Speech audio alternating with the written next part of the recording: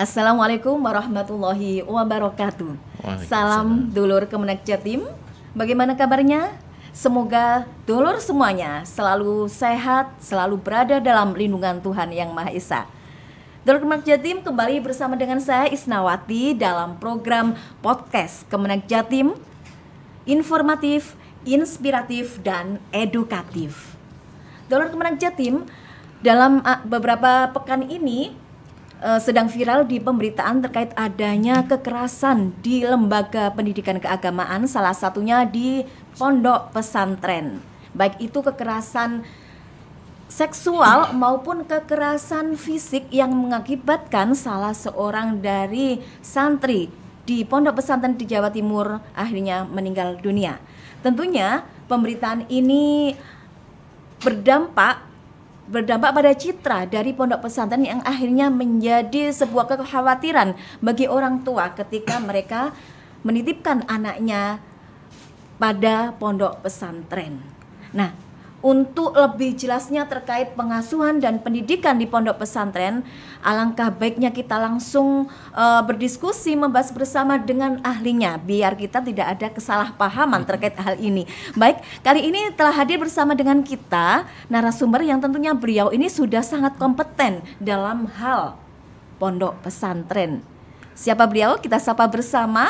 Baik, Assalamualaikum warahmatullahi wabarakatuh. Waalaikumsalam warahmatullahi wabarakatuh. Bapak Dr. Haji Muhammad Asadul Anam MAG. Siap, Pak Is. Kepala Bidang Pendidikan Diniyah Pondok Pesantren pada Kantor Wilayah Kementerian Agama Provinsi Jawa Timur. Ya. Gimana kabarnya Pak Anam? Alhamdulillah baik. Alhamdulillah baik. Semakin terkenal di media massa di Indonesia ini ya Pak ya. Kita berharap pertemuannya itu juga karena hal-hal yang seperti itulah. Iya benar. Kita ingin hal-hal yang baik-baik terhadap pesantren kita. Semoga dengan munculnya Bapak bisa memberikan pelurusan ke depannya agar pesantren kita makin bagus ya Pak ya.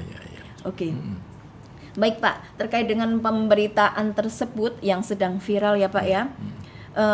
Kayaknya perlu dibahas nih Pak. Sebenarnya pondok pesantren itu seperti apakah? Iya. Harusnya. Sesuai undang-undangnya ya Pak ya. Kita bahas dulu itu. Oke, silakan Pak. Makasih. Jadi pesantren ini satu lembaga keagamaan Islam yang ada di negeri kita. Mungkin di negeri yang lain tidak ada. Karena di negeri yang lain itu bukan pesantren tapi ma'had. Nah, itu. Nah, oleh karena itulah ini menjadi ciri khas Indonesia terkait dengan pesantren itu. Nah, pesantren itu seperti apa? Supaya lebih jelas bahwa ada syarat rukunnya mendirikan pesantren itu. Minimal ada 5 rukun yang harus dipenuhi terkait dengan pendirian pesantren. Yang pertama itu adalah adanya santri. Kalau adanya santri tentu adanya kiai yang pertama. Kemudian yang kedua adanya pembelajaran kitab kuning atau pengkajian kitab kuning. Kemudian yang ketiga itu ada tempat untuk beribadah, musola atau masjid.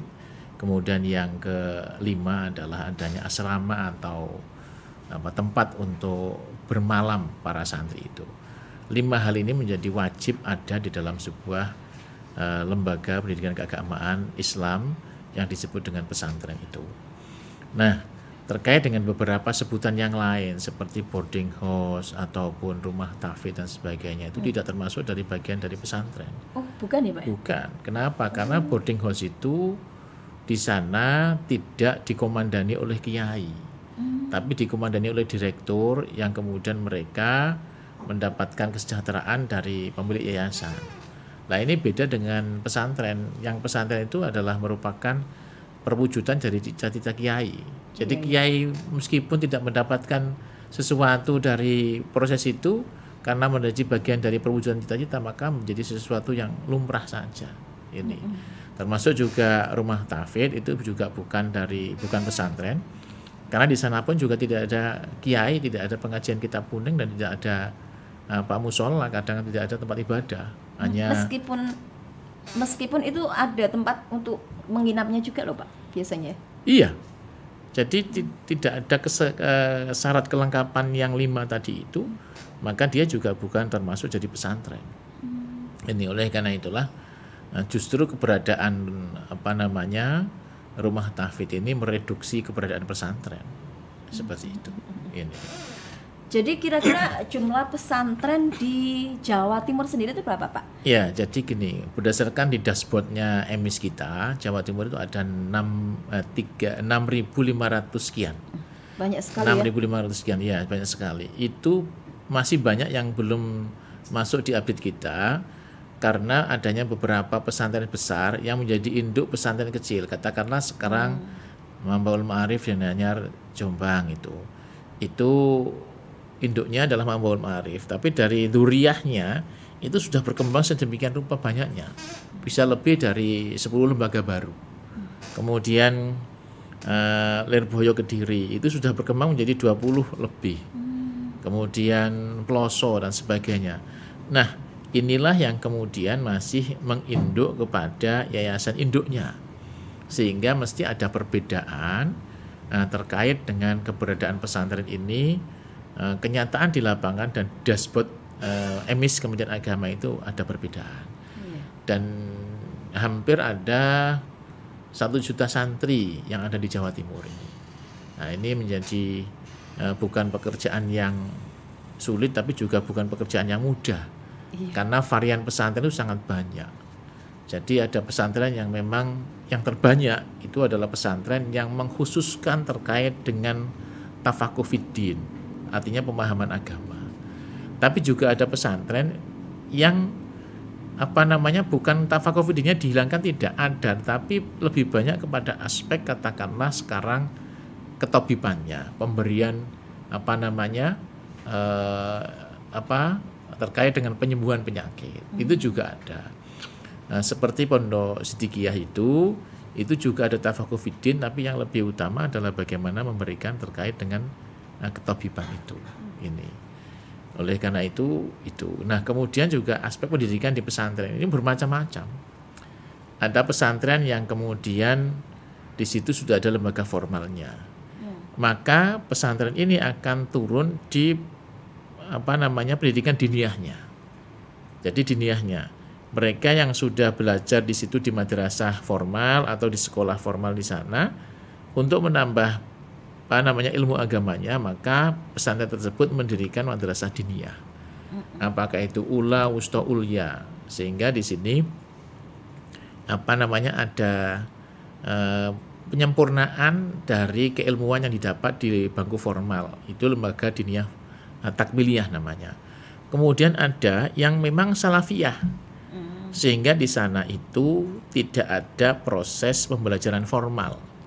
Maka di sana ada pendidikan dinamakan dengan satuan pendidikan mu'adalah.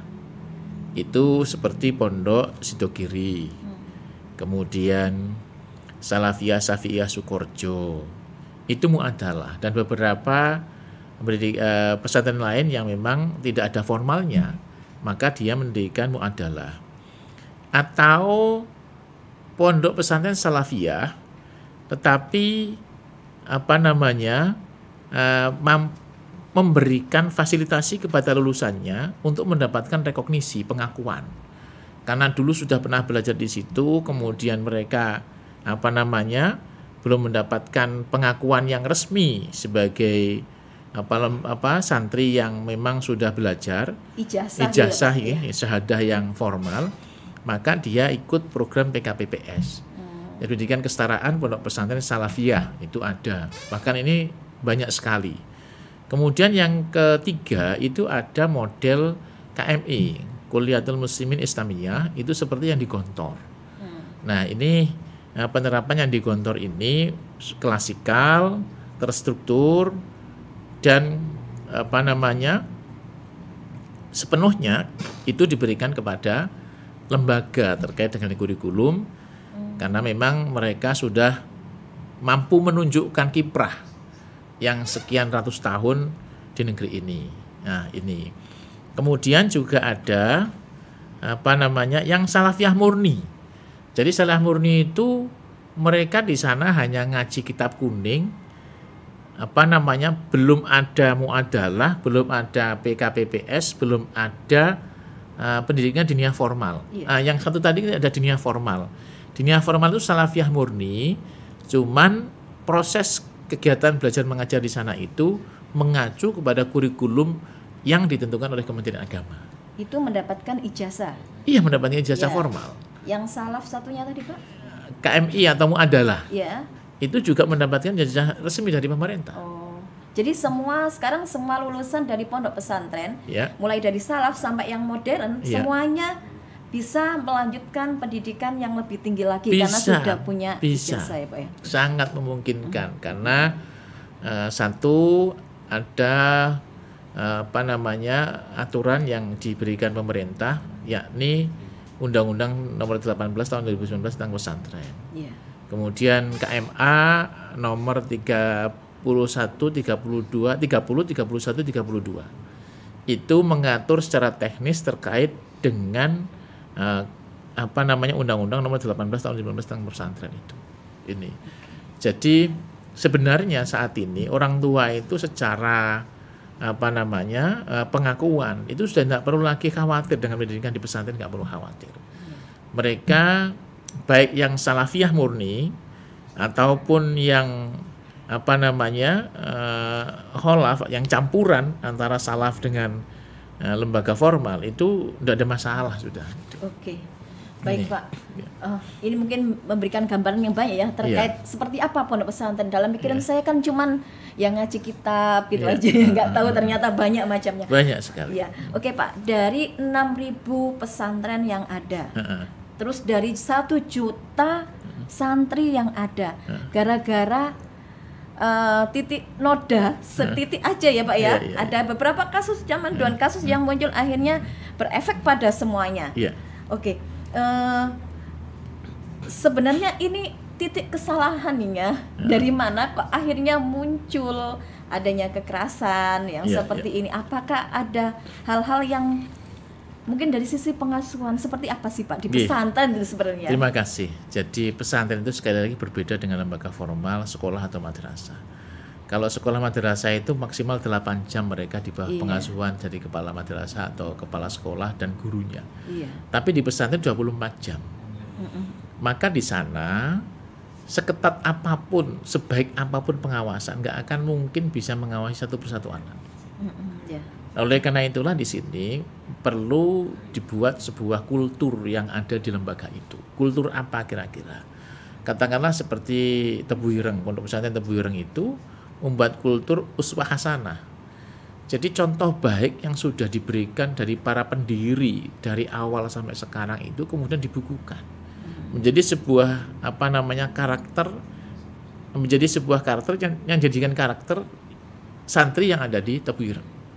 Dan itu mengikat.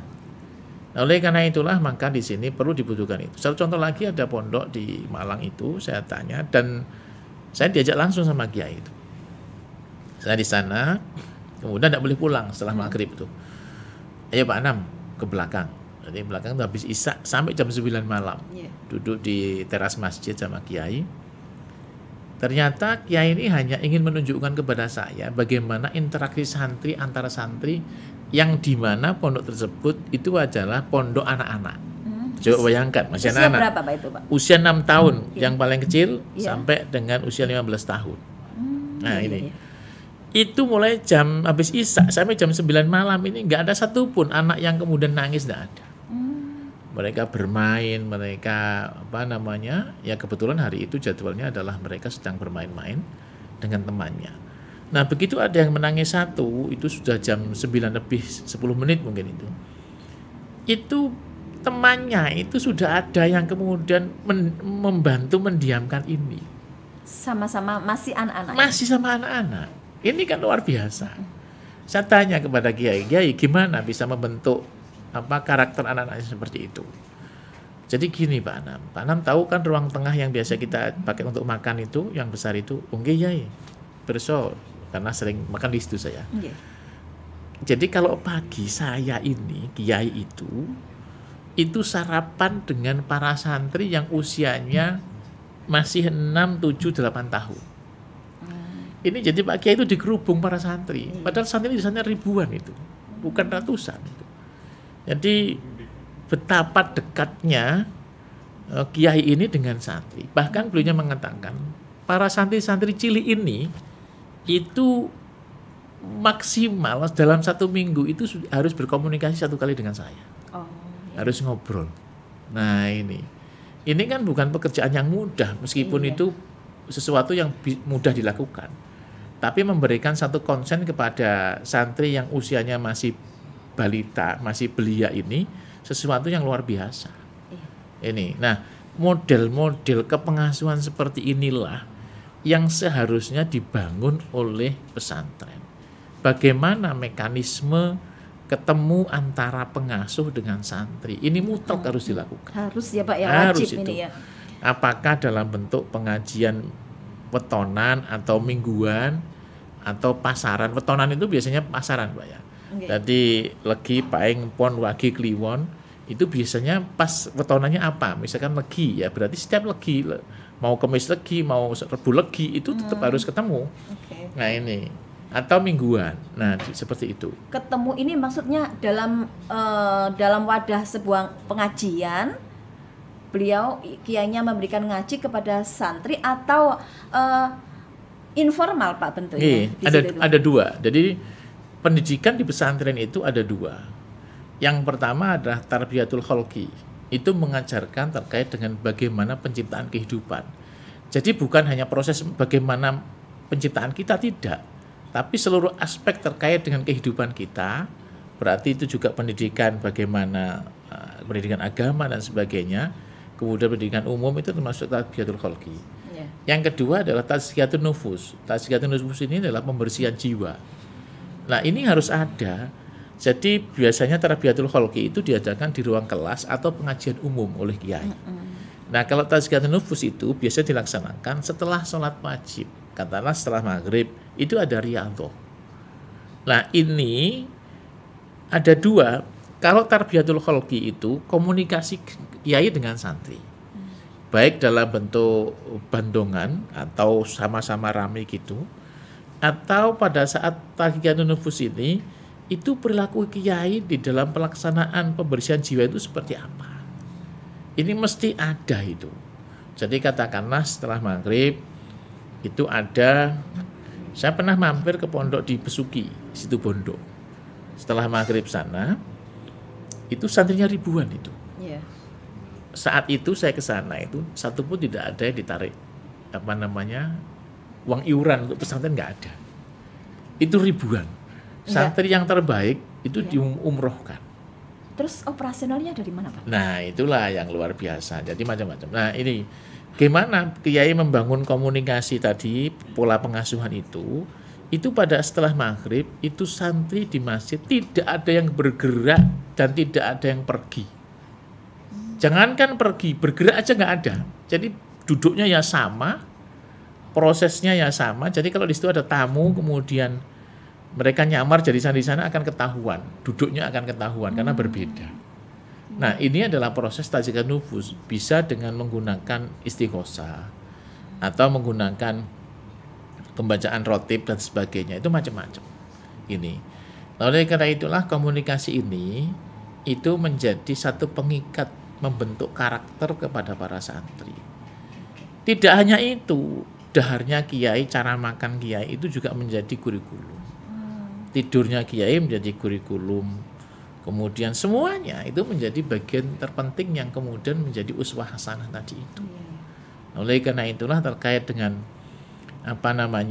dua hal itu, tarbiyatul khalqi dan tazkiyatun nufus di sini itu menjadi sesuatu yang ya lumrah di pesantren, memang seperti itu. Kalau di pesantren nggak ada tazkiyatun nufus, ada proses pensucian jiwa, ya perlu ditanyakan di sana itu praktek untuk melaksanakan dari tarbiyatul khalqi itu seperti apa. Ya Pak. Kalau di Jawa Timur ini kan banyak sekali pondok pesantren yang besar-besar dengan jumlah santri yang puluhan ribu ya Pak ya. Nah pengelolaannya itu seperti apa sih? Kan nggak mungkin seorang kiai bisa mengatasi anak begitu banyaknya. Nah pengasuhannya itu seperti apa? Bisa mengasuh anak seperti itu? Sekali lagi bahwa setiap pesantren dalam proses perjalanannya nanti akan memiliki satu uswah hasanah. Dari pengasuh dulu seperti ini. Nah itu yang akan menjadi pengikat karakter mereka. Jadi karakter mereka seperti itu. Kalau bukan karakter seperti itu berarti dia bukan santri di situ.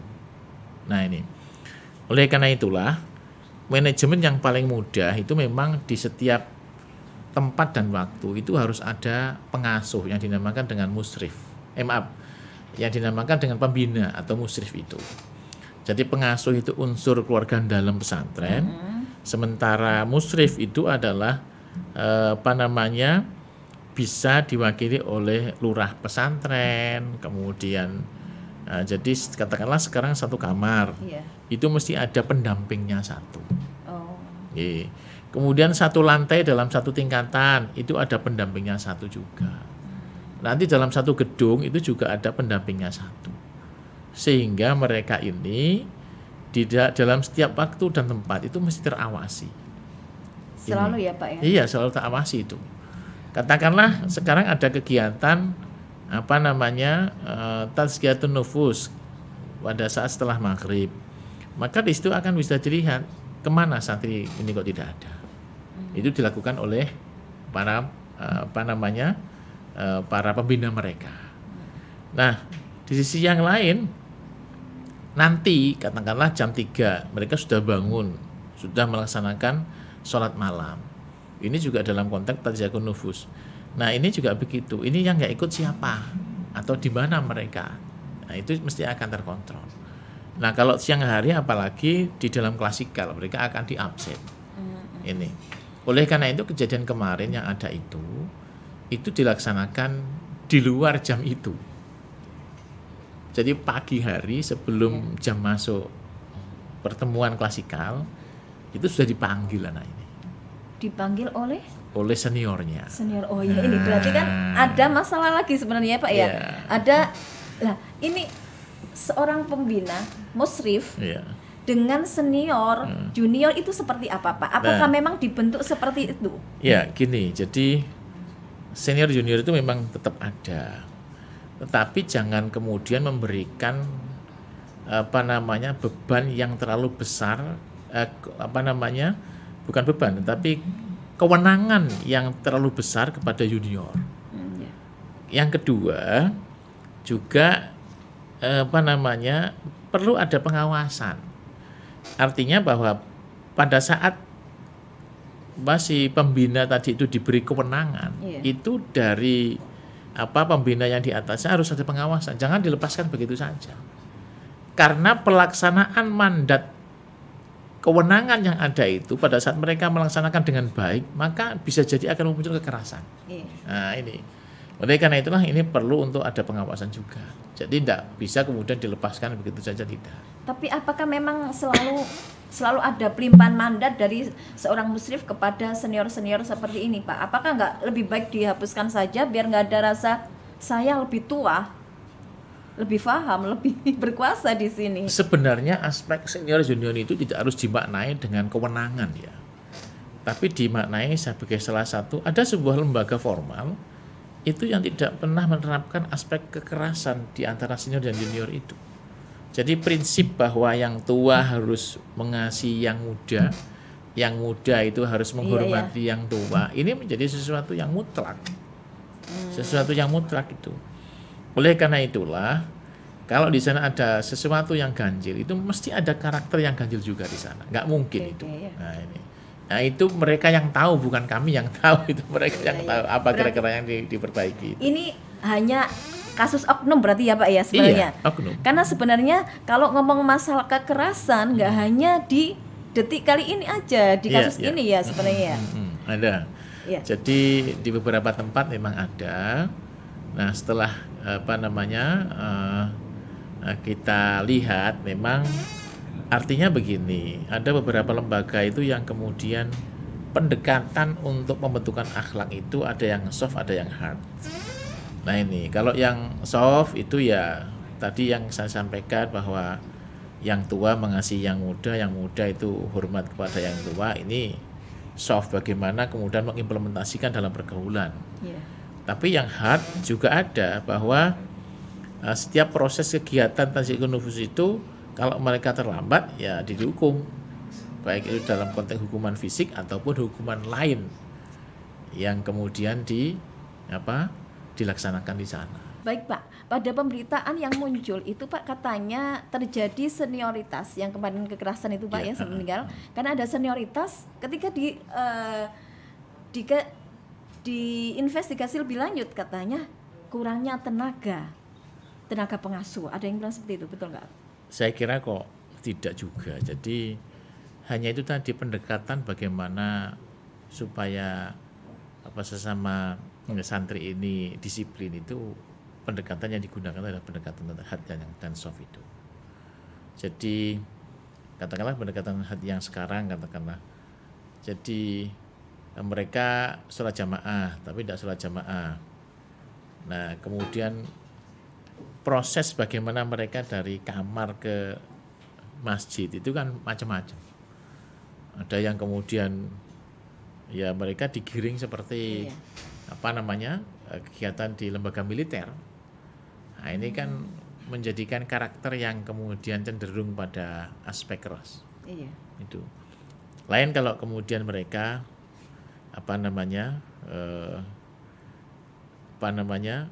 digunakan pendekatan yang soft.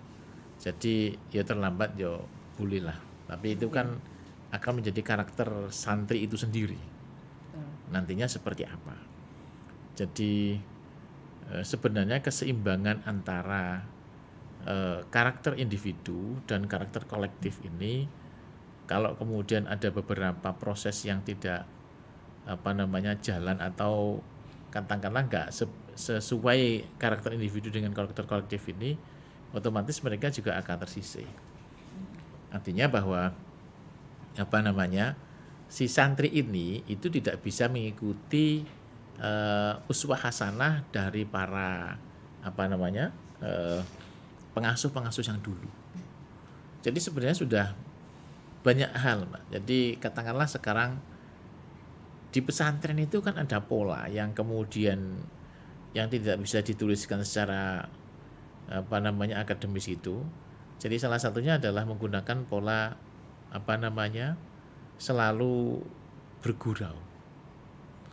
Jadi bergurau itu menjadi satu budaya pesantren yang kemudian menjadi kekuatan untuk membangun kesadaran.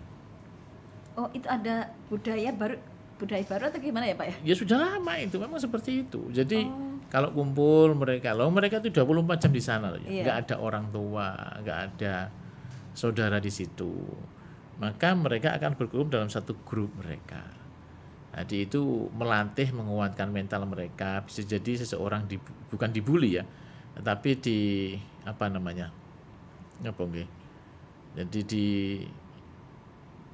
digoda antar teman lah. Yang nanti ini digoda dengan ini digoda ini, tapi nggak sampai kemudian pada aspek kekerasan tidak. Nah, itu hanya jadi, sekedar gurauan itu jok-jok yang kemudian tidak sampai membentuk tipikal karakter yang negatif, tidak seperti itu. Ini. Jadi artinya pesantren itu aman kan Pak ya? Jadi kalau dilihat dari bukan dari kasus statistik loh ya. Kalau kematian itu jangan diukur statistik. Satu, kematian itu sudah mewakili ketidakbenaran proses. Jadi pada prinsipnya di pesantren itu sangat aman. Sangat aman. Jadi indikatornya adalah sanad keilmuan para pengasuh di sana itu memang sudah bukan teruji ya. Memang benar adanya. Jadi katakanlah sekarang seperti di kejadian di Jombang itu, ini sanad keilmuan dari pengasuh itu masih belum jelas. Oh, yang asidikia itu? Iya itu. Oleh karena itulah maka di situ ya aspek tafakufidinnya bukan diragukan tetapi kurang itu.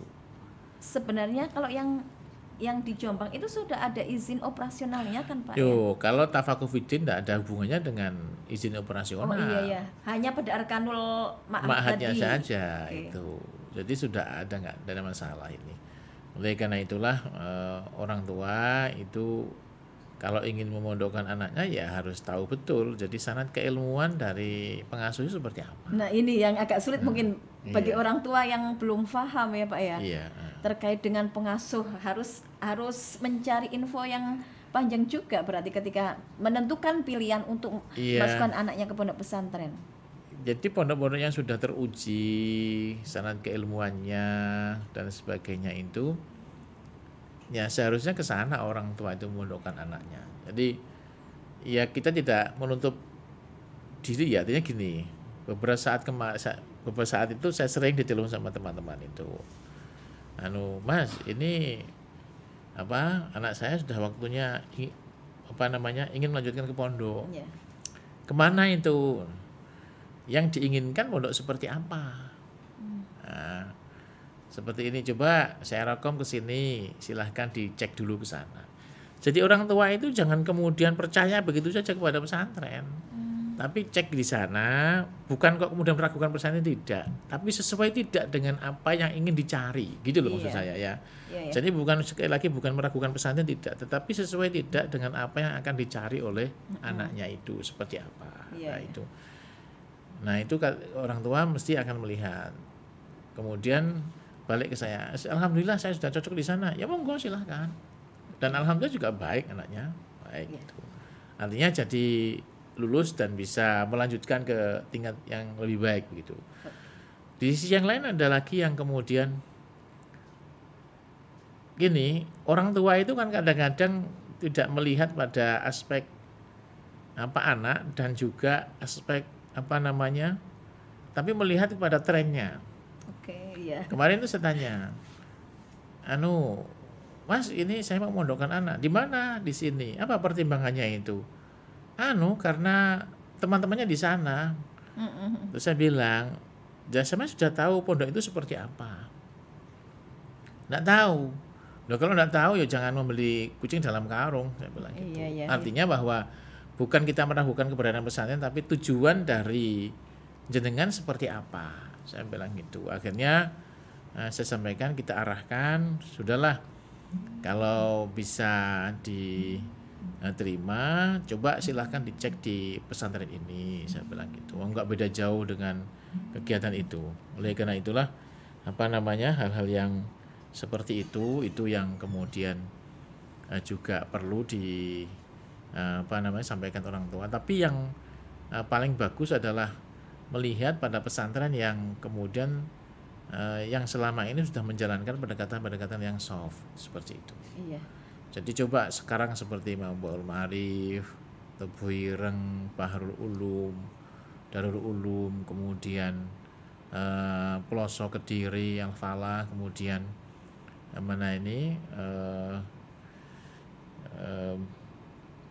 Lirboyo Kediri, kemudian Salafiyah Safiyah Sukorejo dan sebagainya, itu kan sudah paten. Nggak perlu dilakukan lagi di sana. Salafiyah Safiyah itu Sukorejo itu 17.000 santrinya, tapi di sana itu lingkungannya bersih, itu aman sampai sekarang menghasilkan tokoh-tokoh nasional juga Pak ya dari pesantren kita ya.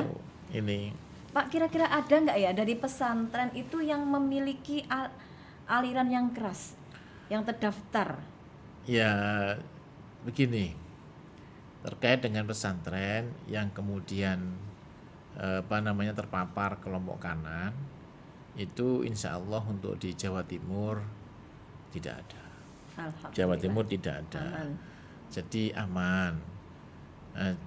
Cuman aspek politik yang kemudian kami bukan tidak percaya, tetapi ada pesantren yang tertarik atau bukan terafiliasi, tertarik ya, kecenderungan untuk kemudian pendekatan-pendekatan politis itu.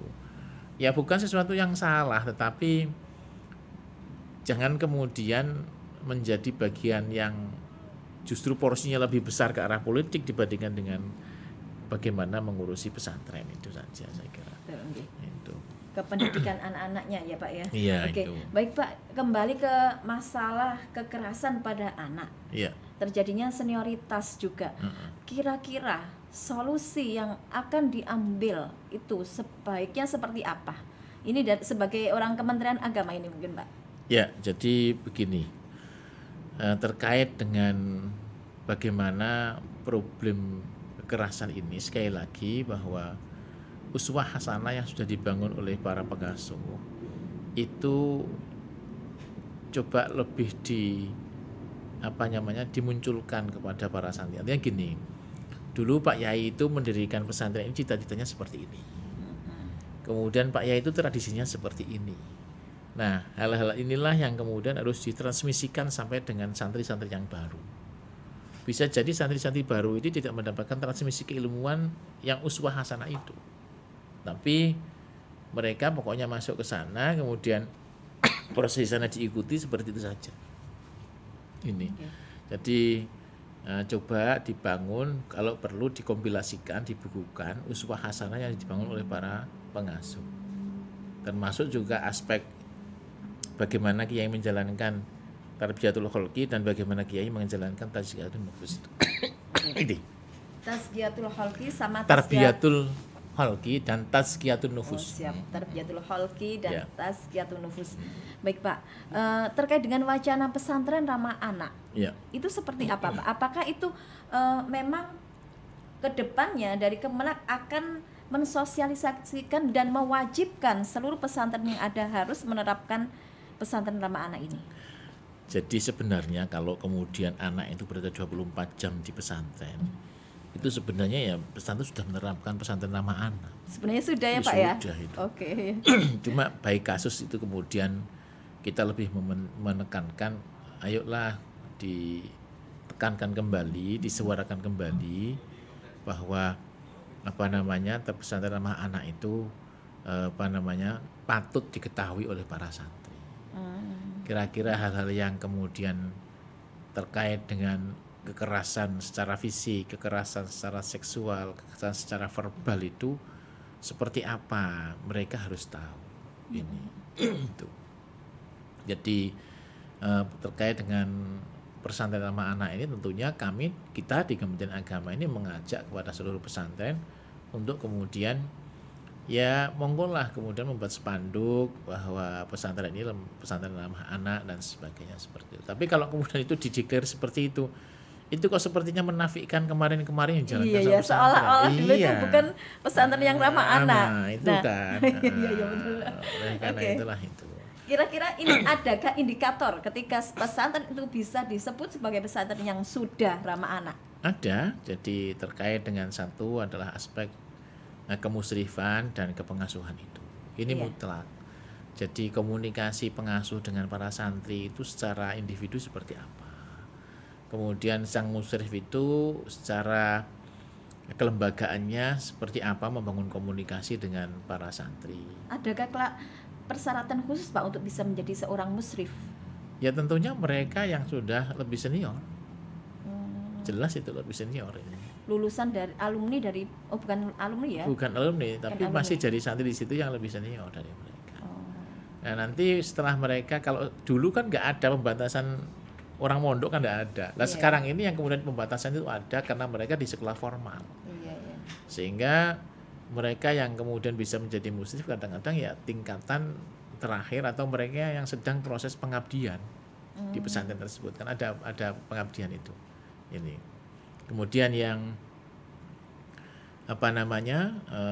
berikutnya terkait dengan siapa mereka yang kemudian bisa menjadi musrif, ya tentunya di situ ada struktur, katakanlah lurah pondok, itu membawai siapa saja, nanti keamanan gedung A siapa, keamanan gedung B siapa, dan sebagainya ini. Yang kedua adalah sarana prasarana. Ini yang sampai saat ini memang belum ada. Jadi katakanlah sekarang ruang konsultasi. Saat anak kemudian kangen dengan orang tua, itu gimana sih caranya untuk kemudian bisa, saat anak kehabisan uang jajan, itu seperti apa sih cara menyelesaikannya? Saat anak memiliki problem dengan teman satu kamar, itu seperti apa sih komunikasinya? Atau saat anak yang kemudian anak tersebut nggak suka mandi, nah itu kan ganggu temannya, itu baunya dan sebagainya. Nah, ini kan harus ada ruang konsultasi atau ruang curhat atau seperti apa, silahkan di sana. Di beberapa pesantren yang sudah mendeklar dirinya menjadi pesantren ramah anak itu ada ruang BK, bimbingan konseling. Seperti sekolah formal ya Pak? Iya itu. Dokternya ya, juga Pak? Ada nggak dokternya? Kalau itu sifatnya kunjungan berkala, bukan setiap hari. Kunjungan berkala itu. Oleh karena itulah itu. Termasuk juga aspek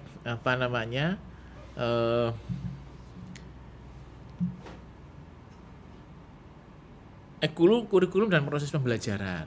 Nah itu juga. Jadi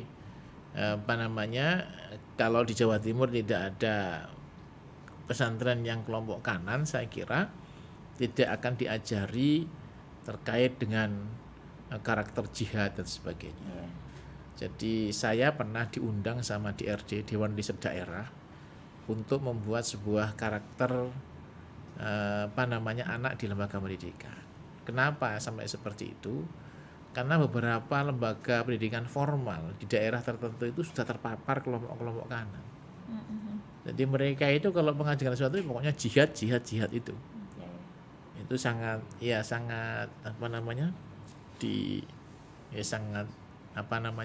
dirahasiakan itu. Dirahasiakan karena kita nggak ingin juga mendiskreditkan satu daerah, padahal secara nyata real itu ada itu. Dan sekarang sudah mulai hilang itu. Kemudian yang berikutnya adalah pelayanan umum. Jadi makan di pesantren seperti apa. Kemudian rasio kamar mandi dengan santri berapa. Ini juga harus terfikirkan.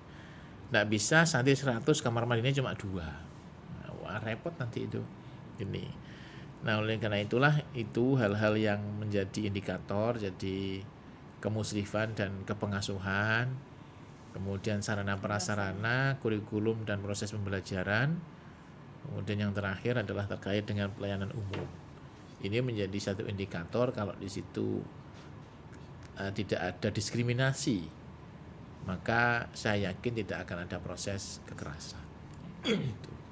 Pak, kedepannya ini, apakah nanti akan diklasifikasikan dari sekian pondok pesantren diberi keterangan ini madrasah pesantren ramah anak, apakah akan ada pemberian sertifikat seperti itu, entah itu sertifikat atau seperti apa? Tidak lah. Enggak akan seperti itu. Okay.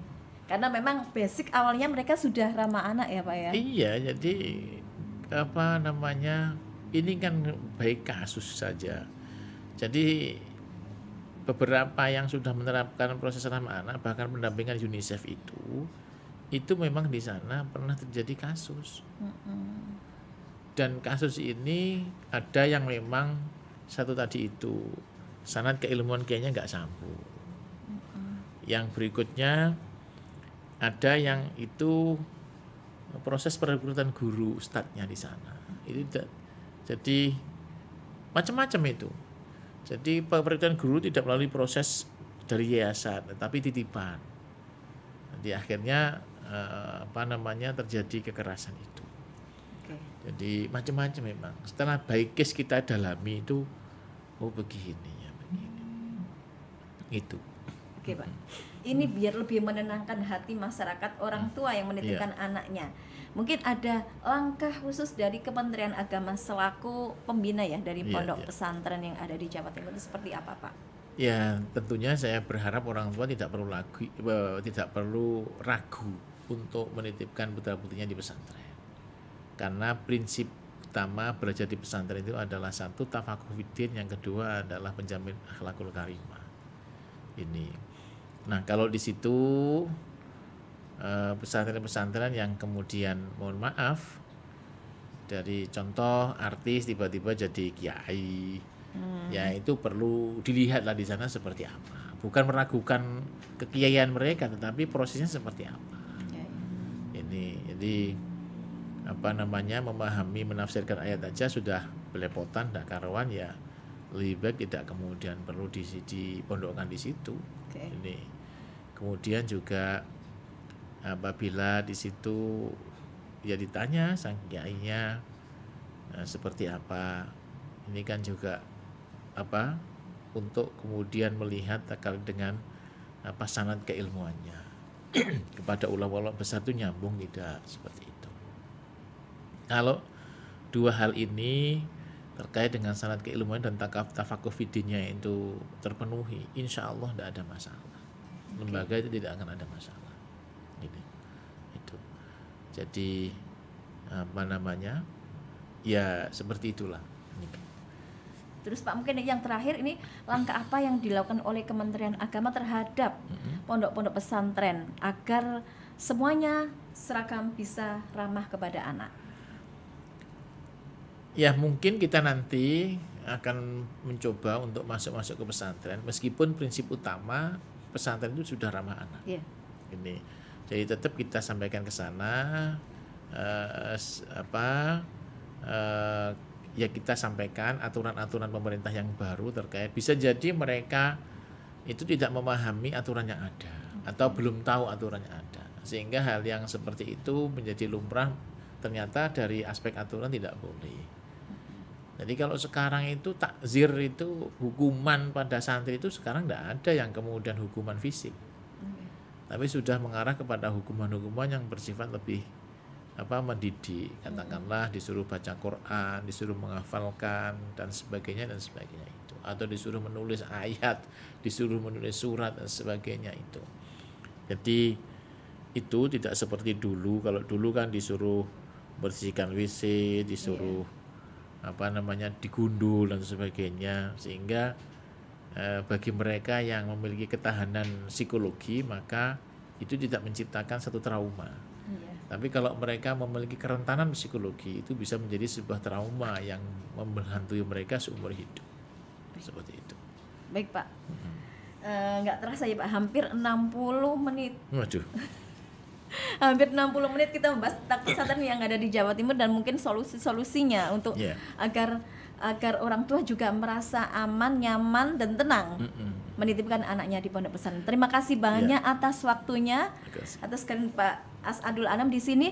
Dan mungkin ada yang bisa saya petik di sini, ketika orang tua ingin menitipkan pendidikan anaknya di pondok pesantren, lebih baik untuk lihat dulu, datang dulu. Iya. Kecocokan dengan keinginannya ya Pak ya. Mungkin itu yang bisa saya ambil garis besar saja untuk para orang tua. Dan mungkin orang tua sekarang nggak perlu takut lagi ketika sudah datang ke pondok pesantren, melihat bagaimana sudah tenanglah di rumah, kita titipkan pada kiai, bunyai untuk mendidik anak-anak kita menjadi generasi yang islami, yang solihah, cinta dan tanah air. Namanya itu juga ya Pak ya, cinta tanah air ditanamkan di situ di pondok pesantren. Baik, Dulur Kemenak Jatim, terima kasih atas atensinya yang telah mengikuti podcast dari awal hingga akhir. Jangan lupa bagi yang belum subscribe pada channel YouTube Kemenak Jatim, silakan segera subscribe ya, karena subscribe itu gratis, nggak membayar. Dan like juga, komen juga pada kolom komentar. Baik, terima kasih Dulur Kemenak Jatim atas waktunya, Pak As'adul Anam juga atas ilmu dan pengetahuan barunya tadi ya bagi kami. Terima kasih, semoga menjadi amal, amin. Berkah bagi Pak Anam dan keluarga semuanya. Amin. Baik, terima kasih. Akhirul kalam, wallahu muwaffiq ila aqwamit thoriq. Wassalamualaikum warahmatullahi wabarakatuh. Waalaikumsalam warahmatullahi wabarakatuh.